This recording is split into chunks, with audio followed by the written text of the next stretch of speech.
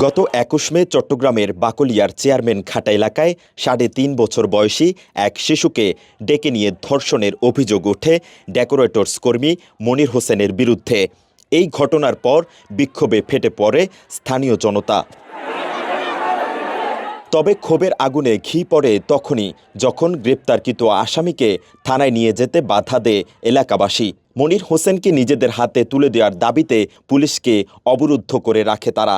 এক পর্যায়ে আইনশৃঙ্খলা বাহিনীর কাজে বাধা, হামলা এবং গাড়িতে আগুন দেওয়ার মতো সহিংস ঘটনাও ঘটে। তবে সব বাধা পেরিয়ে দ্রুততম সময়ে এই জঘন্য অপরাধের তদন্ত শেষ করেছে পুলিশ।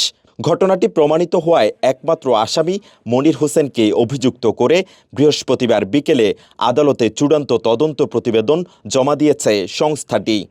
আমরা পজিটিভ সাইন পাইছি ধর্ষণের, আমরা এটার ভিত্তিতে আমরা চার্জশিট দিয়েছি। সিনিয়র স্যাররা অনেক হেল্প করছেন, যার কারণে আমরা এটা অতি দ্রুত আমরা কাজটা সম্পন্ন করতে পারছি। দায়িত্ববদ্ধতা থেকেও আমরা কাজটা করছি, যেহেতু চাওয়া আছে জনগণের, এটা আমরা যতটা দ্রুত দেওয়া যায় চার্জশিট সেটা আমরা নিজ থেকে চেষ্টা করছি। পুলিশ বলছে ভুক্তভোগী শিশুর মেডিকেল রিপোর্ট দ্রুত পাওয়া এবং বিভিন্ন সংস্থার আন্তরিক সহযোগিতার কারণেই এত কম সময়ে প্রতিবেদন জমা দেওয়া সম্ভব হয়েছে।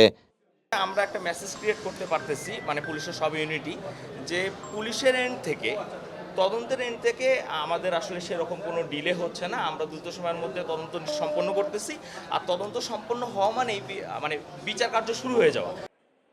অপরাধীর বিচার প্রক্রিয়া চলমান থাকলেও ঘটনার দিন পুলিশকে ঘেরাও, সরকারি কাজে বাধা ও গাড়িতে অগ্নিসংযোগের অভিযোগে ৪ থেকে ৫০০ অজ্ঞাতনামা ব্যক্তির বিরুদ্ধে মামলা করেছে পুলিশ।